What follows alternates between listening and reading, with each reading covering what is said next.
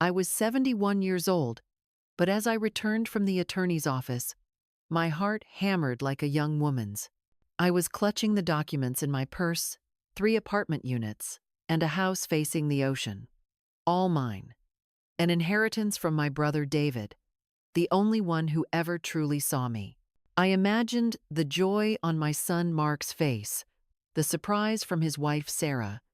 I walked up my own front steps, hearing their voices inside. But as I reached for the door, I froze. When the conversation paused, I backed away slowly, silently, until I was near the front door again. Then I opened and closed it loudly, this time letting it slam just enough for them to hear. "I'm home," I called out in my usual cheerful voice. Their voices shifted immediately.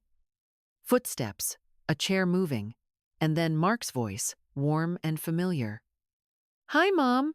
When I entered the living room, they were both smiling as if nothing had happened. But acknowledging that didn't excuse what she'd done.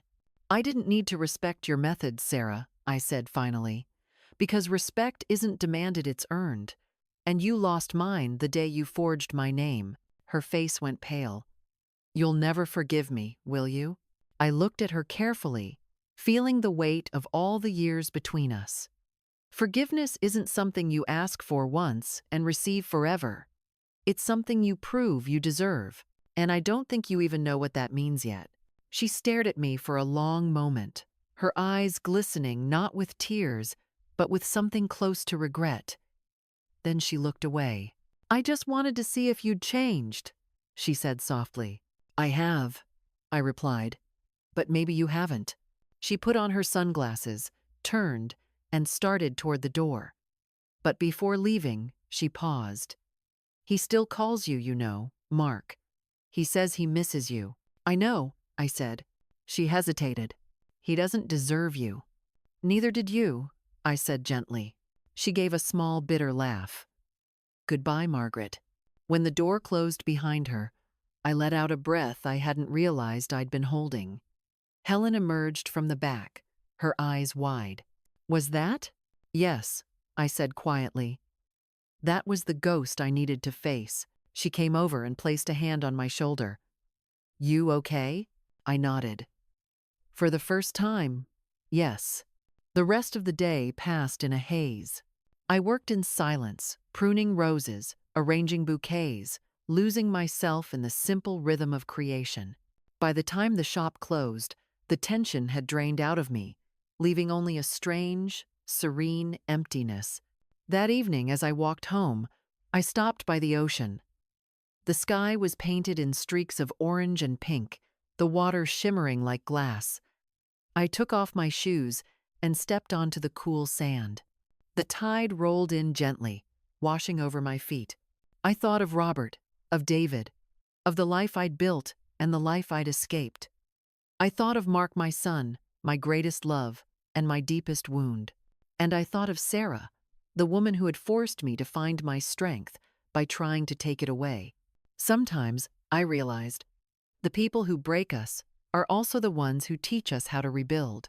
A soft wind lifted my hair, carrying the scent of salt and wild jasmine. Somewhere behind me, a child was laughing, a sound so pure it made my chest ache. I smiled, closing my eyes. That night, I dreamed of David. He was standing by the ocean, his gray hair tousled by the wind, his expression calm. "You did well, Maggie," he said. "You finally learned the difference between surviving and living." When I woke, I was crying, but they were quiet tears, gentle ones. The next morning, I went to the flower shop early and found Helen already there. She was arranging sunflowers, her favorite. "You're early," she said with a grin. "So are you," I replied. She shrugged. "Couldn't sleep. Guess we're both too old to waste time in bed."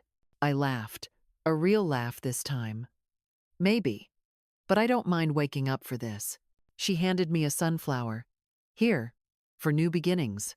I took it carefully, its bright petals warm in my hand. "Thank you, Helen." "Don't thank me," she said. "You're the one who planted the seeds." And she was right. When the first customer walked in, I greeted them with a smile. My hands no longer trembled when I worked. My voice no longer faltered when I spoke. The fear that once lived inside me had turned into something else, something stronger. Maybe I would never fully heal. Maybe there would always be a small, aching part of me that wondered what could have been if love had been enough. But for now, I was whole in my own quiet way. And for the first time in my life, that was enough. When I look back now, I don't see my life as a tragedy. I see it as a tide, sometimes gentle, sometimes cruel, always moving. For years, I tried to hold the waters still, to keep my family together, no matter how much it pulled me under. I thought that was love. But real love, I've learned, isn't about drowning for others. It's about learning to float, even when the waves rise high. People say time heals all wounds. I don't think that's true. Time doesn't heal, it teaches. It shows you who you were before the hurt and who you can still become after it. It gives you the strength to forgive without forgetting, to move forward without losing yourself again. I used to think age meant weakness, that getting old meant fading quietly, letting the world decide when your story was over. But at 71, I found the opposite to be true. Age is not the ending, it's the revelation. It's when you finally see the difference between being needed and being valued, between silence and peace, between surviving and living. Sarah was holding a cup of coffee, her expression all sweetness again. "How was your appointment?" she asked. "Oh, just routine paperwork," I said lightly, tucking the envelope deeper into my purse. "Insurance updates, you know how it is." Mark nodded, none the wiser. "Want some coffee, Mom?"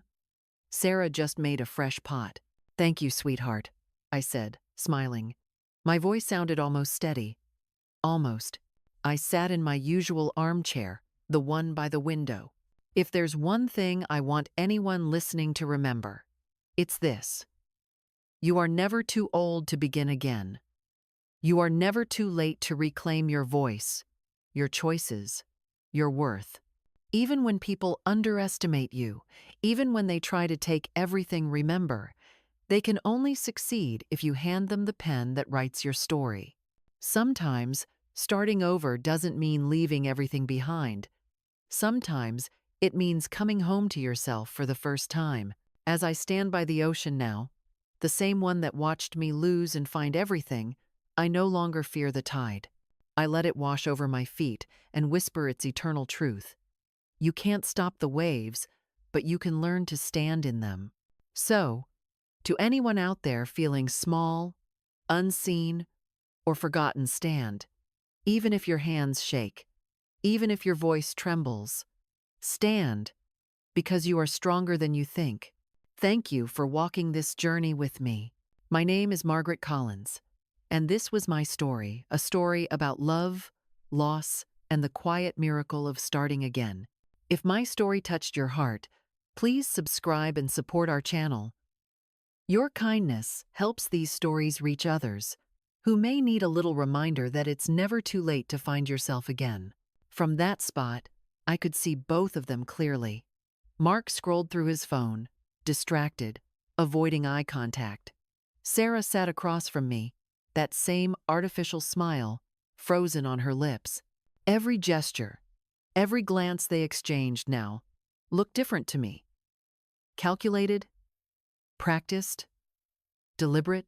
They thought I didn't know. They thought I was the same naive woman who signed every form they placed in front of me without question.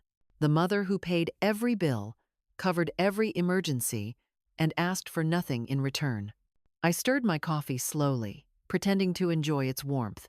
But inside, something else was stirring, something sharper, colder. As I watched Sarah laughing softly at something on her phone, I remembered every small moment that had led to this, the subtle remarks about my memory, the way they gently suggested that I rest more, the way Sarah took over my finances for convenience. And it all made sense now. The forgetfulness she had mentioned to the doctor? Manufactured. The concern? A disguise. I felt my fingers trembling slightly as I lifted the cup to my lips. I steadied them deliberately. I couldn't afford to show weakness, not anymore. Later that evening, when they both went upstairs, I sat alone in the quiet living room, staring at the family photos on the wall. Mark as a child, smiling with his father. Me holding him at his high school graduation. The three of us at his wedding, Sarah radiant in white. Those pictures suddenly looked like ghosts' frozen lies of a past I didn't recognize anymore. I pressed my palm against the glass frame and whispered to the woman smiling back at me, "You were blind, Margaret. You thought love was enough. It wasn't." The next few days passed in a strange, delicate rhythm. I acted as though nothing had changed. I cooked breakfast, folded laundry, laughed when Sarah made conversation. I even pretended to forget things here and there to keep up appearances. Inside, though, my mind was sharp and alive. I reread my brother David's letter every night. His words echoed like a warning. Don't tell anyone until you're sure who deserves to know.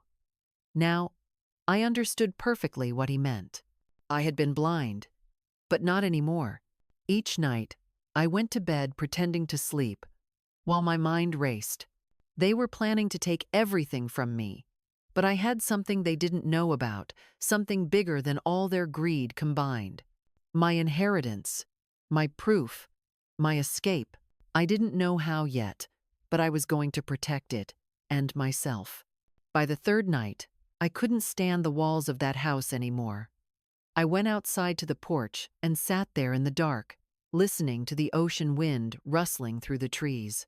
I thought of David, his gray eyes, his stern voice, the way he had always told me the truth even when I didn't want to hear it. "You were right, David," I whispered into the night. "You were right about them."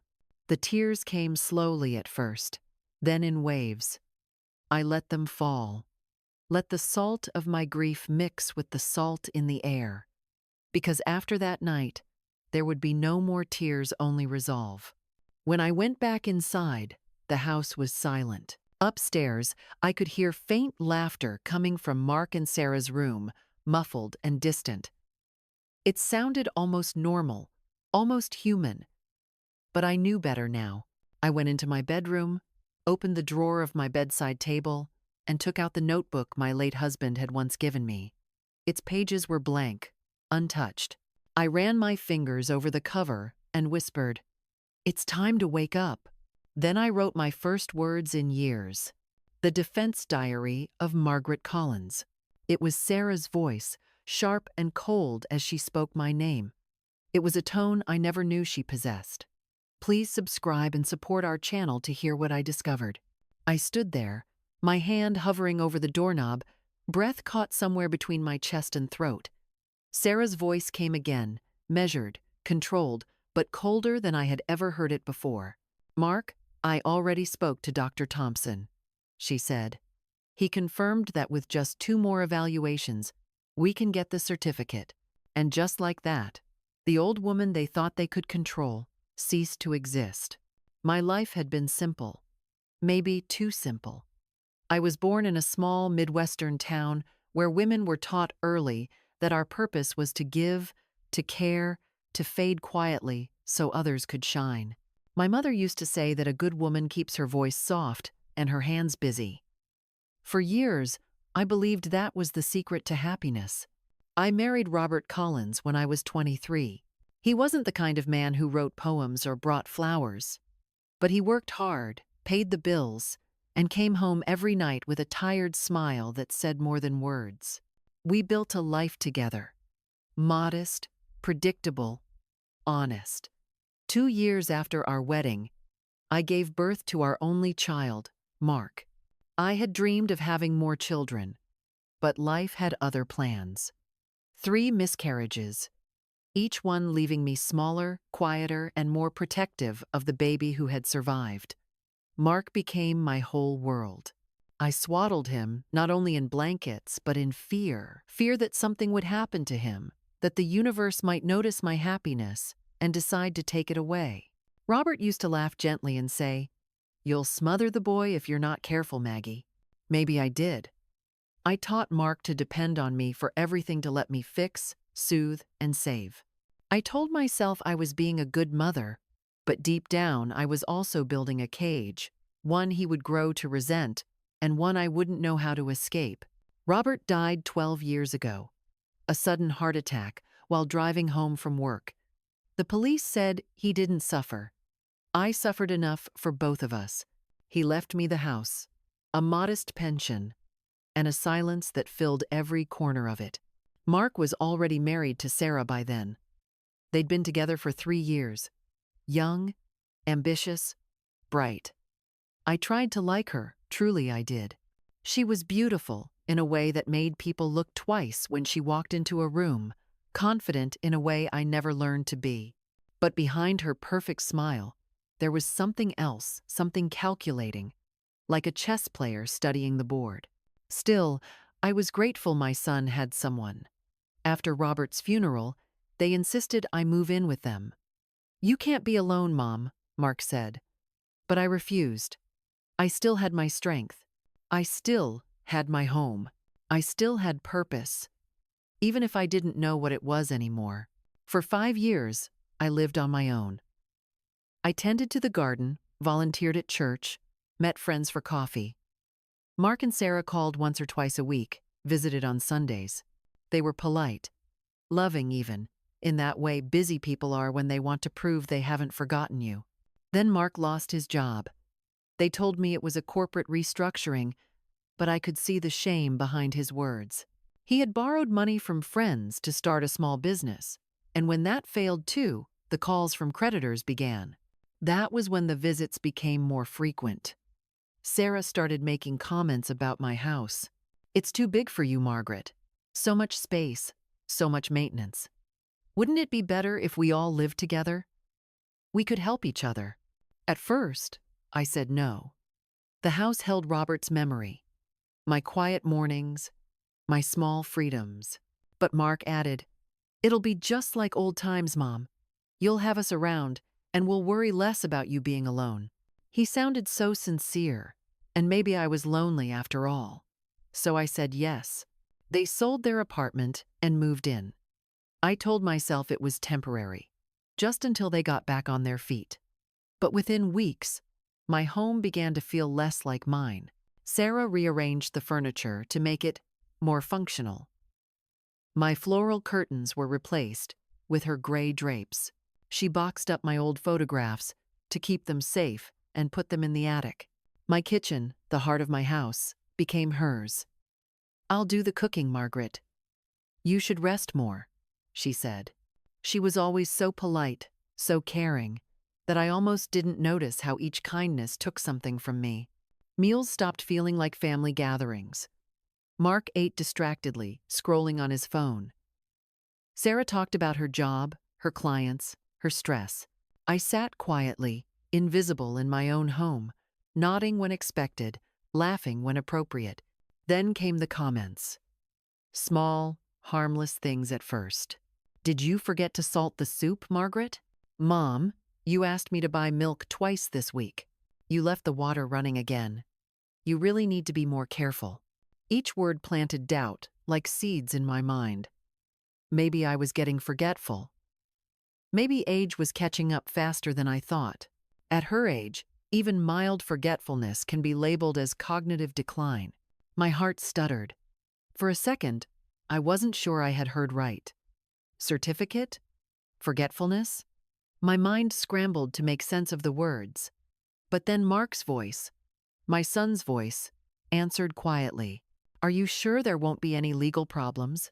"None," she replied confidently. "Once we have guardianship, everything becomes easier. We can sell this house, liquidate her accounts, and no one can contest it." I began writing notes to myself, reminders to turn off the stove, to lock the doors, to pay the bills. And the more I doubted, the more control they gained. Mark began borrowing money, small amounts at first. "It's just for a month, Mom. I'll pay you back, I promise." He never did. Then Sarah started asking too. Always gently, always with a smile. "We're a bit short on the electricity bill, Margaret. Would you mind? Of course I didn't mind. I was a mother. Mothers help. That's what we're for. But soon my pension was gone before the month was over, and the savings Robert had left me began to shrink. 30,000 became 20, then 15, then 8. I told myself it didn't matter. Mark would recover. Things would get better. That's what mothers tell themselves, because the alternative is too painful to face. My friends noticed the change before I did. "You never come to bridge nights anymore," one of them said. "You always cancel." I'd smile and say, "I'm just tired." What I didn't say was that Sarah had accidentally double booked me for chores those evenings, or that Mark would ask me to stay home just in case a delivery came. Eventually, my friends stopped calling, and I told myself I didn't need them. I had my family. David, my brother, visited every couple of months. He was different from me, successful, sharp, direct. He never married, never had children. He used to joke that I got all the sentiment and he got all the sense. When he saw how I lived, he didn't laugh anymore. "Mark is using you, Maggie," he told me once, his gray eyes hard. "And that wife of his, she's dangerous." I hated hearing it. "Don't say that, David. He's my son." "That's exactly why I'm saying it," he replied. "Because I know you'll forgive him for anything. But open your eyes, sister. You're disappearing." We argued that day. Mark overheard part of it and confronted David, accusing him of meddling. Voices rose, tempers flared. In the end, Mark told him to get out of our house. Our house. David left furious, and I, cowardly as always, said nothing. I watched my brother walk out the door, and I didn't know it would be the last time I saw him alive. 2 months later, he died from a cerebral aneurysm. Quick, they said. Painless. I went to the funeral alone. Mark claimed he had a meeting. Sarah said someone had to stay home to keep an eye on things. At the funeral, David's attorney handed me a sealed envelope. "Your brother left instructions that you receive this personally," he said. That envelope changed everything. Inside was a letter and a legal document. The letter began, "My dear Margaret, if you're reading this, it means I'm gone. Don't grieve for me. I've lived well. What I'm leaving you is not just property, it's protection." My hands trembled as I read his words. He had left me 3 apartments in the city and a house by the ocean. Each property fully paid, each generating income, more money than I had ever imagined. But then came the warning. "Do not tell Mark or Sarah. Not yet. Watch them. See who they are when they don't know you have something they want. Be selfish for once in your life, Margaret. Protect what's yours." At the time, I couldn't believe he would speak that way about my son. I folded the letter and put it away, thinking he was being cynical. But now, as I sat in that same house, pretending not to know what Mark and Sarah were plotting, I understood every word. David had seen what I couldn't, and now, his voice, his letter, was the only thing standing between me and the people who shared my roof. That night, I took the letter out again and read it under the soft glow of my bedside lamp. The words didn't just warn me, they woke me. For 71 years, I had lived quietly, obediently, trying not to make waves. But David had given me something I had never dared to claim before: permission to fight back. As I closed the letter, I whispered to the empty room, "You were right, David, and I'll make sure it wasn't for nothing." Outside, the night wind moved through the trees, whispering like a voice from another world. I wasn't sure yet how, but I knew this much: I wasn't going to let them win. After that night, sleep became something foreign to me. I lay in bed for hours, listening to the ticking clock and the faint hum of the refrigerator downstairs, wondering how many years I had spent in that same bed, thinking everything was fine. When morning came, I brewed my coffee as usual. But even the smell of it felt different now, bitter, aware. Sarah greeted me with her usual morning cheer. "Good morning, Margaret. Did you sleep well?" Her tone was sugar, but her eyes were cold metal. Like a baby, I said, forcing a smile.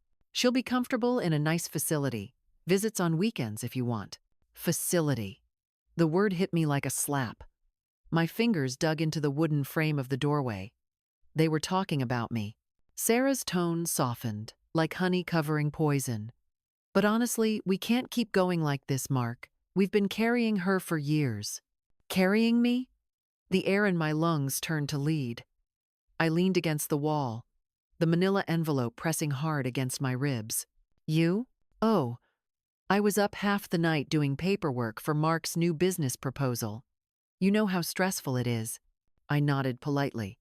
She was always doing paperwork, always so busy. Yet somehow, she had endless time to manage my life, my doctor's appointments, my mail, even my medications. I'd let her take over, little by little, until I didn't know what bills were paid or what accounts still had money in them. But not anymore.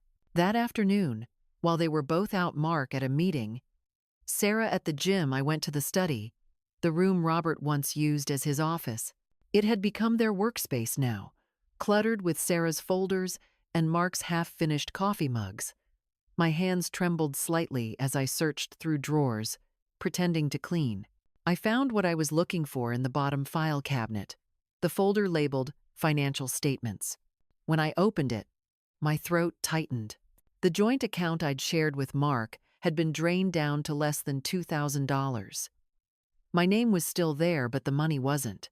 There were also statements from a home equity line of credit I didn't remember approving. Sarah's neat signature gleamed at the bottom of the form next to mine. Except it wasn't mine.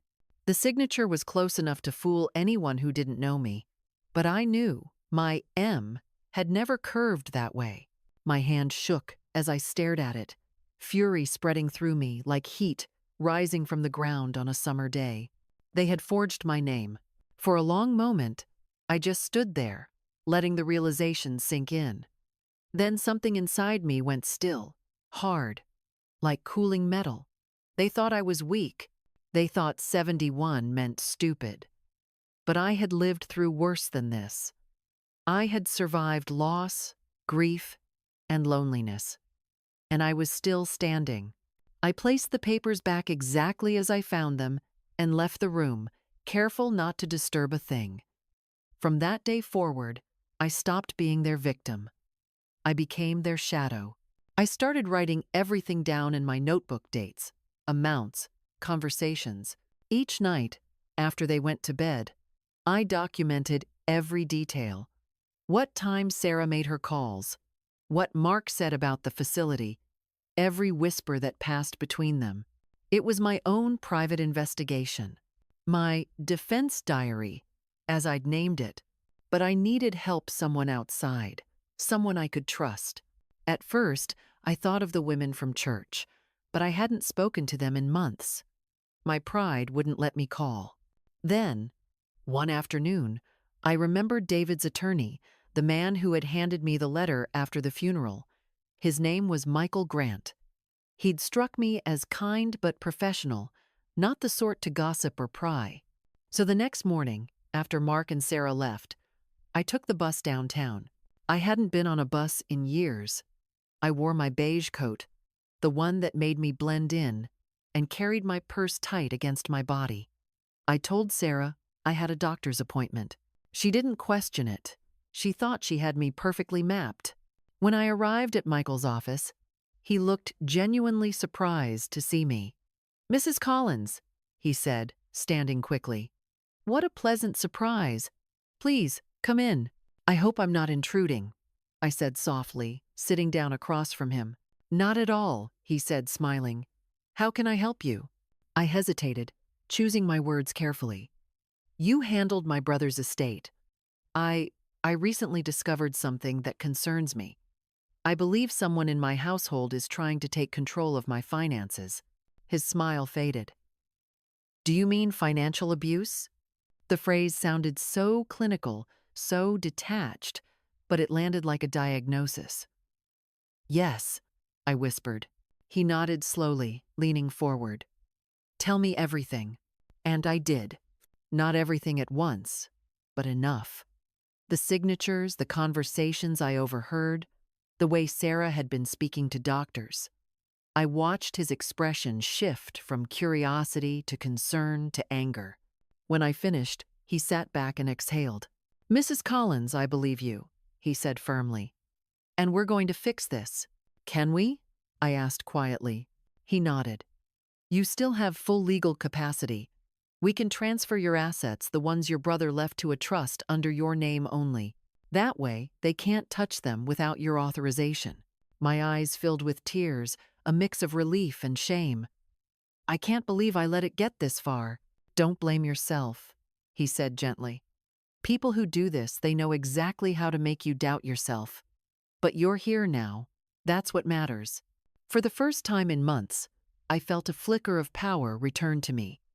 We spent the next hour reviewing the documents. Inside were the papers that proved my brother David had left me 3 apartments and a beach house worth more than I had ever dreamed of owning. And yet, standing there, I realized my own son and his wife were planning to declare me incompetent, to steal everything from me. "I don't know, Sarah," Mark said after a pause. "She's my mother." "Exactly," Sarah replied quickly. "She's your mother, and she's draining everything we have. Look around. Your debts aren't going away." He explained how we could set up a trust, with him as my legal representative. I signed the papers with a firm, deliberate hand. This time, every curve of my signature was my own. When I left his office, the autumn sun was shining. I felt lighter. Not happy, exactly, but awake. On the way home, I stopped by a small bakery and bought a slice of lemon pie. Robert used to love lemon pie. I sat at a table by the window and ate it slowly, savoring every bite. For the first time in years, I didn't feel guilty for doing something just for me. But the calm didn't last. That evening, as I walked up the front steps, I saw Sarah standing by the window, peeking through the blinds. Her expression was tight, suspicious. When I opened the door, she was already in the hallway, pretending to be casual. "Long day at the doctor's?" she asked. "Very," I said, hanging up my coat. "Routine checkup." She tilted her head. "Funny. I called Dr. Peterson's office earlier to ask about your medication refill. They said you didn't have an appointment today." My stomach clenched. She was watching me closer than I thought. "Oh," I said with a small laugh. "I must have mixed up the days. You know me, always losing track of time." She smiled, but it didn't reach her eyes. "Of course. Well, don't tire yourself out. We'll have dinner soon." I went to my room and closed the door, my heart pounding. She didn't believe me. Maybe she didn't know where I'd been yet, but she would find out. I had to move faster. That night, I packed a small bag, just the essentials: my important documents, the notebook, and David's letter. I hid it behind the old winter coats in my closet, just in case. The next morning, I overheard her on the phone again. I wasn't trying to eavesdrop. I was walking past the study when I heard my name. "Yes, Dr. Thompson. We'll bring her in next week for the full assessment. I'll make sure she's calm and cooperative," Sarah said. "Yes, early stages, but it's progressing.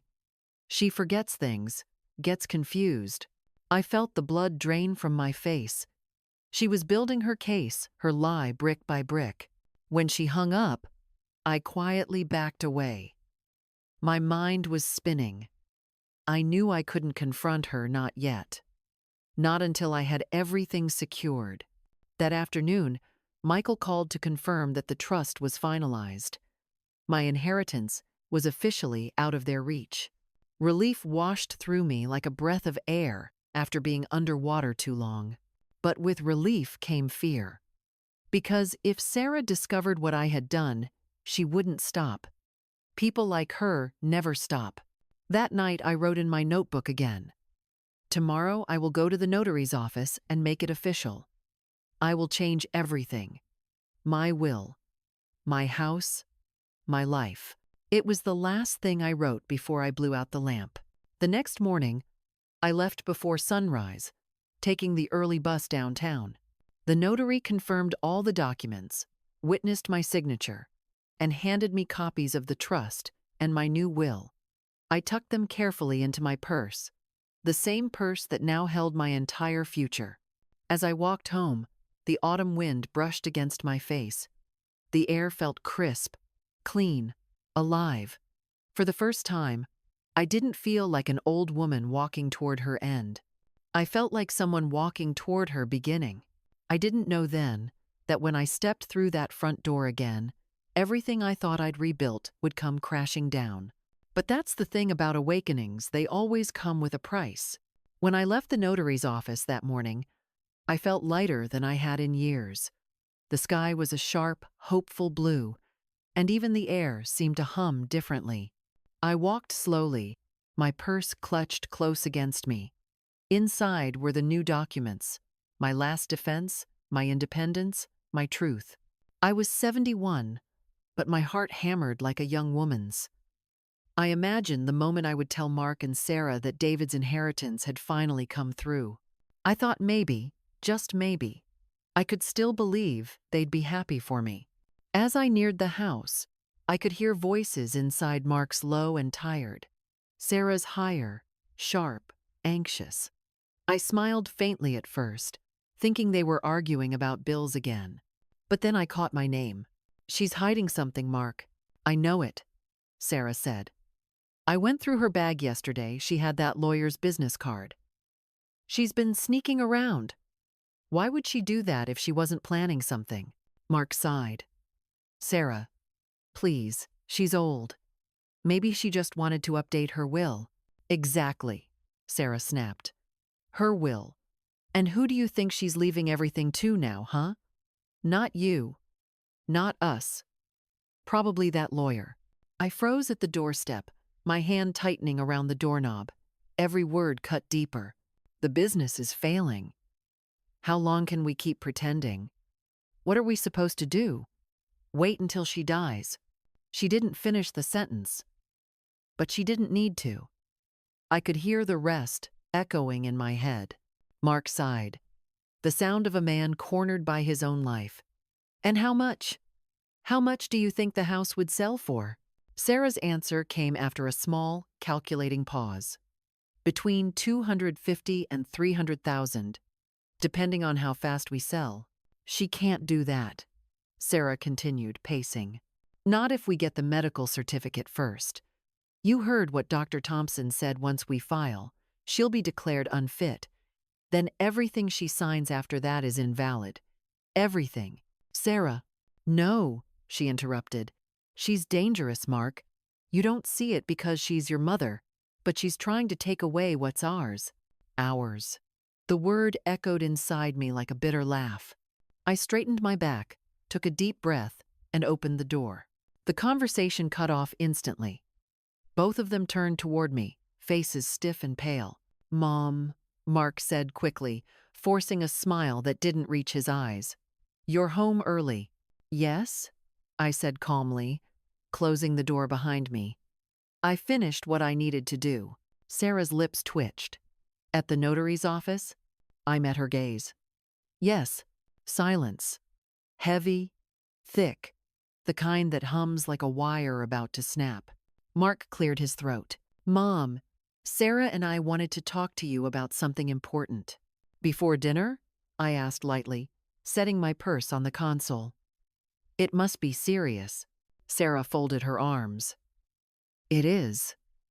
You've been confused lately. Forgetting things, mixing up dates, appointments. We're worried about you."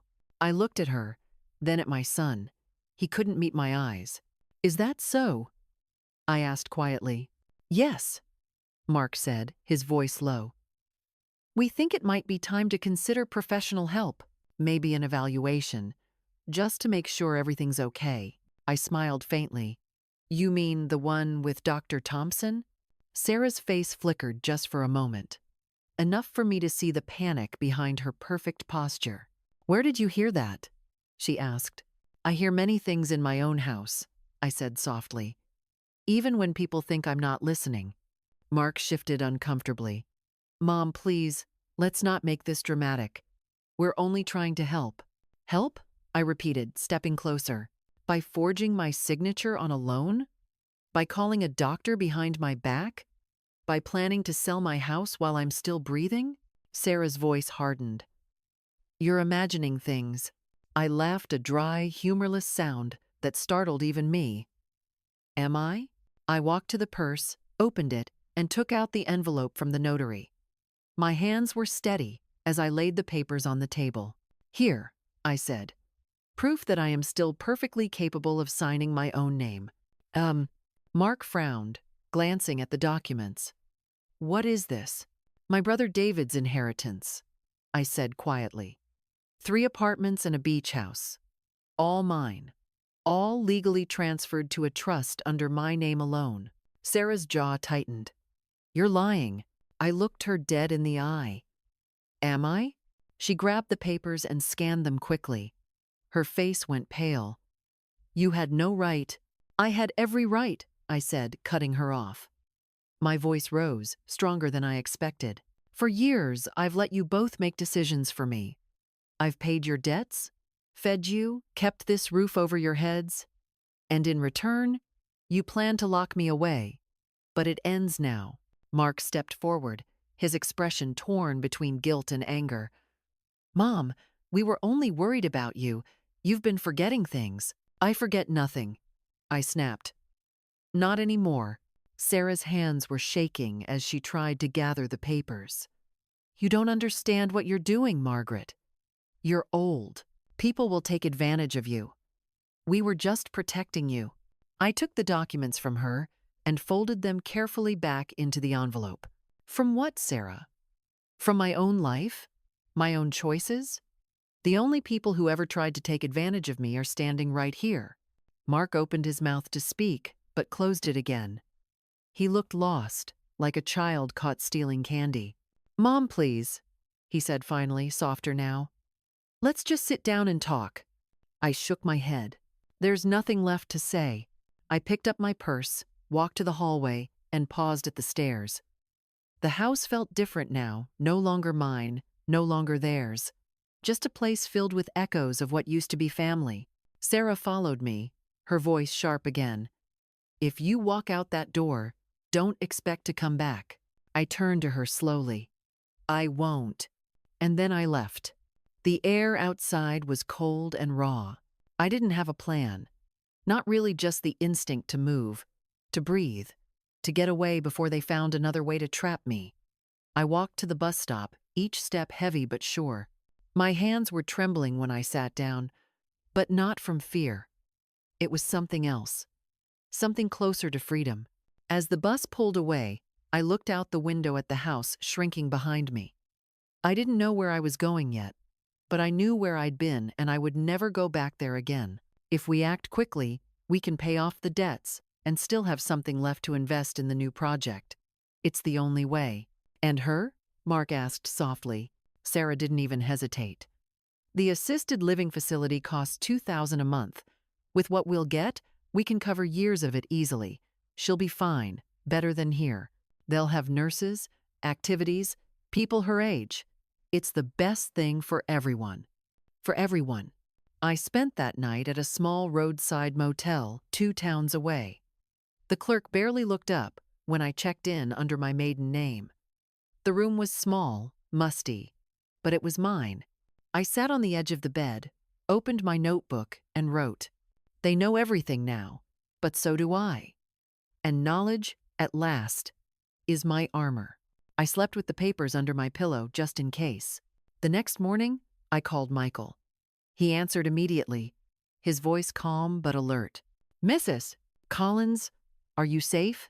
Yes, I said, though my heart still raced. But they know. They went through my things. Then it's good you came to me first, he said. They can't touch your assets now, but I recommend you don't go back for a while. Let's file for a restraining order if they try to pressure you. I hesitated. He's still my son. There was a pause. I know. But right now, he's also your threat. Those words hurt more than any betrayal. Still, I knew he was right. I spent the next few days in that motel, keeping to myself, thinking about the years I'd wasted believing that love could blind reality. I replayed every small moment, every gentle manipulation, every concerned look Sarah had given me, and saw them for what they were, traps disguised as care. One evening, as I sat by the window watching the sunset, my phone rang. It was Mark. "Mom," he said quietly. "Where are you?" "I'm safe," I said. He sighed. "Sarah's furious. She said you made us look like criminals." I said nothing. "I didn't want it to be like this," he continued. We needed help. You wouldn't listen." "Help?" I repeated softly. "By taking my name, my home, my life?" He was silent for a moment. Then, almost whispering, he said, "You've changed, Mom." "No," I said. "I finally remembered who I am." There was a long pause before he hung up. I stared at the dark phone screen for a long time, wondering if he felt even an ounce of shame. That night, I didn't sleep. Not because I was afraid, but because, for the first time in decades, I didn't need to. The first sound I heard the next morning was silence. Not the anxious silence of my old house thick with tension and footsteps overhead, but a calm, honest stillness.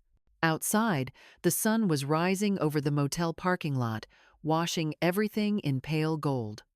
For a moment, I just sat there, listening.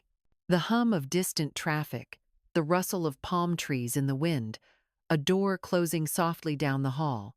That was what freedom sounded like. I made myself a cup of weak motel coffee and sat by the window, watching people pass by.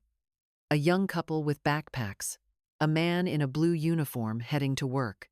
I wondered if they could tell I was running from my family, from my past, from the part of me that once needed to be needed. Michael called mid-morning. "Mrs. Collins, I've set up a temporary mailing address for you at my office," he said. "If anything comes for you, we'll handle it directly. You're legally protected now." "Thank you," I said, my voice barely more than a whisper. He hesitated. "Have you thought about where you'll go next?" "I don't know," I admitted. "I suppose I'll find somewhere by the ocean." David would have liked that. "Take your time," he said gently. "You've earned it." After we hung up, I decided to walk. My legs were stiff from sitting too long, and my mind needed movement. The air outside smelled faintly of salt. Maybe the ocean wasn't far. I walked past diners, laundromats, small stores with help wanted signs in the windows. I hadn't looked for a job in nearly 30 years, but maybe it was time.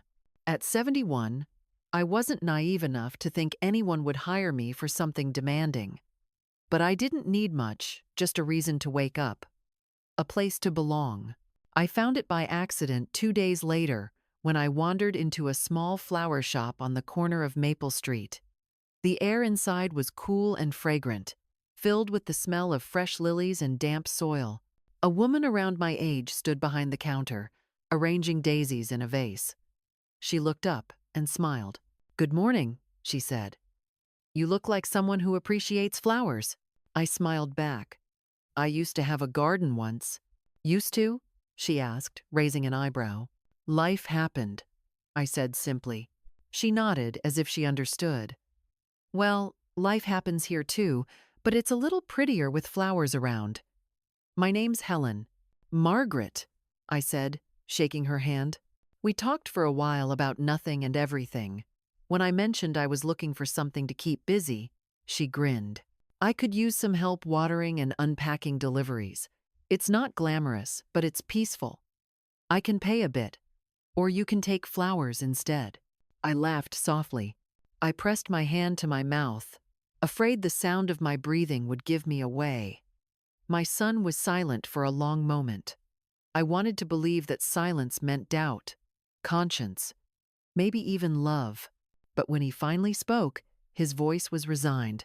"All right," he said. "Do it. But quickly. I don't want this dragging on." Something inside me broke, but not loudly, not the kind of break that makes you cry or scream. It was a quiet, internal collapse. Flowers will do just fine. And just like that, I had a place to be. For the first time in years, I woke up early because I wanted to, not because someone needed me. The shop became my sanctuary. Helen was kind, but didn't pry. She reminded me of the woman I might have become if I'd learned to put myself first sooner, steady, self-assured, content. I rented a small apartment above a bakery nearby. It smelled like sugar and cinnamon every morning, and the landlord didn't ask too many questions. I filled the place with things that made me happy. A second-hand armchair, a faded blue quilt, a vase of fresh daisies from the shop. I even bought a small radio. Every evening, I listened to soft jazz while I wrote in my notebook. Not about Mark and Sarah anymore, not about the pain, but about me. About rediscovery. About what it felt like to breathe freely again at 71. But peace never lasts without a test. It started with a letter. Michael forwarded it to me one Tuesday morning, his voice tight when he called. "They filed for conservatorship," he said. My heart sank. "After everything?" "I'm afraid so. Sarah's claiming you're mentally unstable and that the trust was signed under duress. Can they do that?" "They can try," he said grimly. "But I have every document, every witness signature. Still, I need you to stay calm. If they contact you, don't engage. Let me handle it." I thanked him, but after the call, my hands wouldn't stop shaking. That night, I sat in my armchair, staring at the letter. It wasn't the legal threat that hurt. It was the name written in my son's handwriting. Mark Collins. He had signed it too. It was one thing for Sarah to scheme, but for my own son to stand beside her, knowing what they'd already done, it was a wound that words couldn't touch. For 3 days, I couldn't bring myself to go to the flower shop. Helen called, concerned, but I told her I was unwell. In truth, I just didn't know how to face the world while carrying so much disbelief. On the 4th day, I went for a walk by the ocean. The water was gray and restless, the kind that mirrors your mood. I watched the waves crash against the rocks and whispered, "Why, Mark? Was love never enough?" The wind didn't answer, but somehow, its silence was kind. When I returned to the apartment, I found a man waiting outside my door. For a moment, panic shot through me, but then I saw who it was. Mark. He looked thinner, older, his face drawn tight. "Mom," he said softly. I wanted to close the door right there, but something in his voice stopped me. I stepped aside. "Come in." He hesitated before entering, glancing around the small space. "You've been okay?" "I've been alive," I said simply. "That's enough." He nodded slowly. For a moment, neither of us spoke. Then he took a deep breath. "Sarah doesn't know I'm here. She's angry. But I had to see you." I folded my arms. "Why? To convince me I've lost my mind?" He winced. "No, to apologize." That word apologize hung in the air like fragile glass. He sat down, rubbing his temples. "I didn't know how bad things had gotten. Sarah said the money was temporary, that you'd agreed to it. I believed her. When I realized what she was doing, I tried to stop her, but it was easier not to," I said quietly. He looked up, eyes wet. "You're right. I was a coward. I just didn't want to lose her. I already lost Dad, and after the business failed, I held up a hand. "Stop. Don't make excuses. I've spent my entire life forgiving people who never deserved it. Don't ask me to do it again." He swallowed hard. "I'm not asking. I just wanted you to know that I know now. About the trust. About Uncle David. You were right to protect yourself." Something inside me softened, just a little. "Sarah won't stop," he said. "She's furious. But I'll testify for you if it goes to court. I'll tell them the truth." "You'd do that?" He nodded. "I already told Michael. I signed a statement this morning." For a long time, I couldn't speak. My heart wanted to believe him, but my mind, tired, bruised, wiser, held back. Finally, I said, "You were my whole world once, Mark. I gave everything so you'd never go without. And still, somehow, you grew up believing you never had enough." He lowered his head. "I know. And I'm sorry." Tears stung my eyes, but I didn't let them fall. "I hope you mean that, because sorry won't fix what's broken, but it's a start." He stood, uncertain. "Can I come see you again?" "Maybe," I said softly. "When you learn what love really means." He nodded and left quietly, like the last support beam in a house, giving way after years of unnoticed decay. I stayed frozen in that spot, listening as they kept talking about me as though I were a piece of furniture they were tired of moving around. I should have stormed in, shouted, demanded to know how they could betray me like this. But instead, I did what old women often do when the world turns cruel. I stayed quiet. I needed time to think, to breathe, to understand. I watched him walk down the street until he disappeared around the corner. That night, I wrote in my notebook again. He came back. He said he was sorry. Maybe forgiveness is not forgetting but remembering without letting it destroy you. The next week, Michael called to tell me the case had been withdrawn. Sarah had no legal standing without Mark's support. Just like that, the storm that had haunted me for months was gone. When I told Helen, she smiled. "See? The truth always finds its way home." I smiled too, though my heart still carried scars. "Yes," I said, "and sometimes, so do we." For the first time in a long time, I didn't feel like a victim, or even just a survivor. I felt like a woman reborn from the ashes of her own silence. And when I closed the shop that evening, I stood outside, breathing in the salt air and thinking of David. "You were right, brother," I whispered. "But you forgot to mention that freedom is lonelier than I thought." Still, I smiled.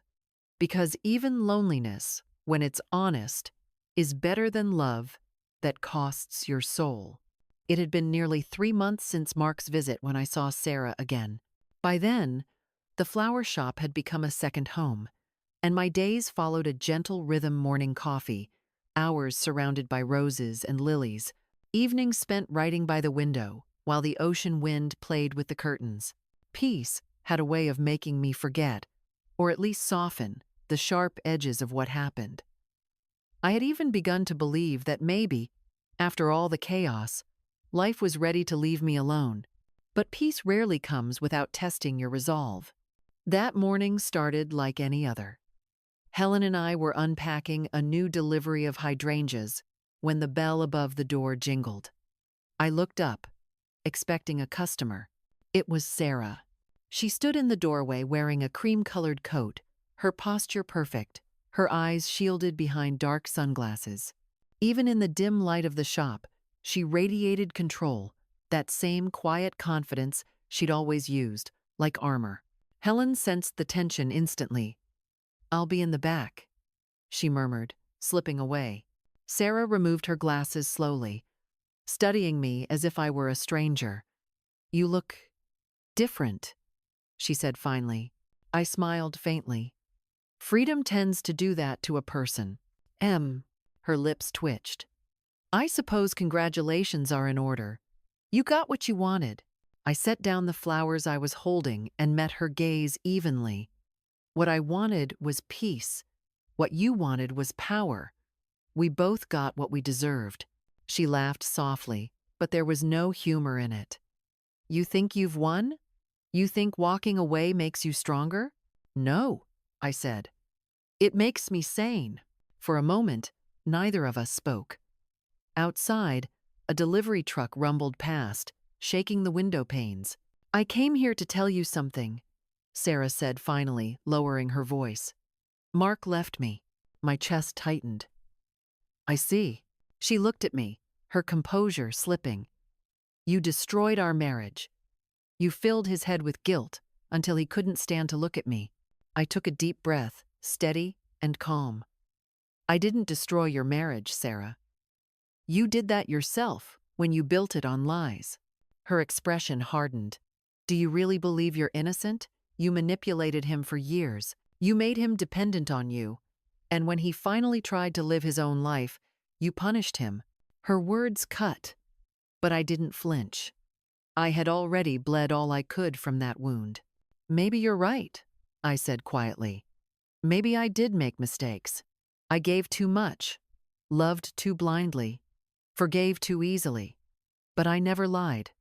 I never stole. And I never treated people like pawns. For a second, I saw something flicker in her eyes. Guilt, maybe. Or just exhaustion. You think I wanted any of this? She said bitterly. Do you know what it's like to build a life from nothing, only to watch it crumble because someone else holds all the cards? You had everything handed to you, your house, your husband's pension, your brother's inheritance. I had to fight for every scrap. I studied her, suddenly seeing not just the woman who'd hurt me, but the frightened girl buried underneath the one who equated control with survival. Then why, I asked softly, did you have to take what wasn't yours? Her jaw tightened. Because it was never about money, Margaret. It was about respect. And you never gave me that. Her words lingered in the air. For a moment, I didn't know how to respond. She wasn't wrong, not entirely. I had judged her from the start, dismissed her ambition as arrogance, her confidence as manipulation. Maybe that had been the first spark that lit the fire between us.